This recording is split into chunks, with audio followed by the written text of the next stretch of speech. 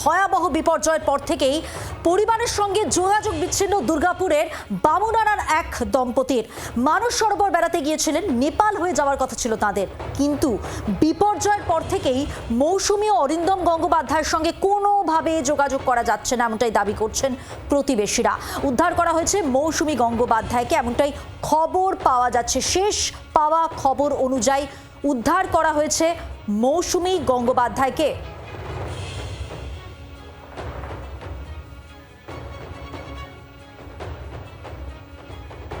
দেবাঞ্জন বন্দ্যোপাধ্যায় প্রতিনিধি হয়েছেন, সরাসরি কথা বলবো দেবাঞ্জনের সঙ্গে। দেবাঞ্জন, চলো যাই পর্যটন সংস্থা, তার সঙ্গেই তুমি রয়েছো, কি খবর, কি আপডেট এই মুহূর্তে?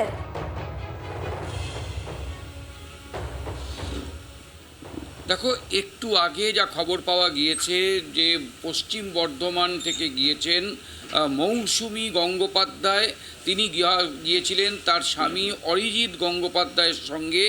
তারা গিয়েছিলেন এই যে চলো যায়ের সঙ্গে যে 32 জনের দল গিয়েছিল, সেই দলের সঙ্গে গিয়েছেন। তিনি কিছুক্ষণ আগে রেস্কিউ হয়েছেন এবং তাকে স্থানীয় হাসপাতালে নিয়ে যাওয়া হয়েছে, যদিও তার স্বামীর এখনও পর্যন্ত কোনো খোঁজ মেলেনি। তার জন্য রেস্কিউ অপারেশন চলছে এবং এই চলোজাই অফিসে এই মুহূর্তে আমি রয়েছি এবং এখান থেকে 4 জনের একটি দল আজ সকালেই কাঠমান্ডুতে রওনা দিয়েছেন। কিছুক্ষণ আগে খবর এসেছে যে তারা কাঠমান্ডু পৌঁছেছেন। আমরা কথা বলে নেব ওনাদের সঙ্গে।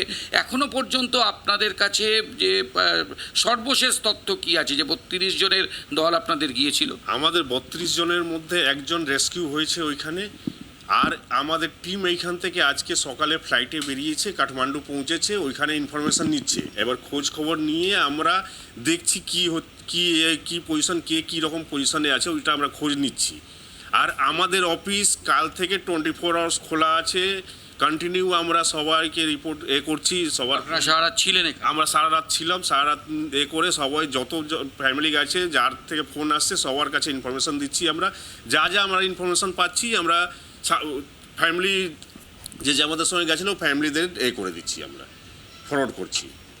অর্থাৎ বুঝতে পারছো মধুমন্তী, যেটা এই মুহূর্তে সব থেকে বড় খবর, একজন রেস্কিউ হয়েছেন এবং ইতিমধ্যে যা খবর আসছে যে প্রায় 750-র ওপর মানুষ তারা কিন্তু নিখোঁজ রয়েছেন। এই 750 জনের মধ্যে কলকাতা এবং তার পার্শ্ববর্তী এলাকার 32 জন রয়েছেন। তার মধ্যে একজন, তিনি ভিসা সমস্যায় যেতে পারেননি, তপতি সিনহা, তিনি লাদাখ চলে গিয়েছেন। কিন্তু বাকি 32 জনের মধ্যে এখনও কিন্তু 31 জন তারা কিন্তু এখনও নিখোঁজ এবং এর মধ্যে 2 জন এই সংস্থারই 2 কর্মী রয়েছেন। তার জন্য কিন্তু তল্লাশি অভিযান চলছে, কলকাতা থেকে লোক গিয়েছে এবং প্রত্যেকেই কিন্তু সারা রাত জেগে, আমি অফিসে দেখা যাচ্ছে যে প্রত্যেকেই কিন্তু ফোনে ব্যস্ত, তারা যোগাযোগ রাখছেন কাঠমান্ডুর সঙ্গে, কাঠমান্ডু ভারতীয় দূতাবাসের সঙ্গে। শেষ মুহূর্তে যদি কোনো তথ্য পাওয়া যায়। আপাতত ধন্যবাদ দেবাঞ্জন, তোমাকে কথা বলছিলাম, সরাসরি ছিলেন প্রতিনিধি পর্যটন সংস্থা থেকে দেবাঞ্জন বন্দ্যোপাধ্যায়।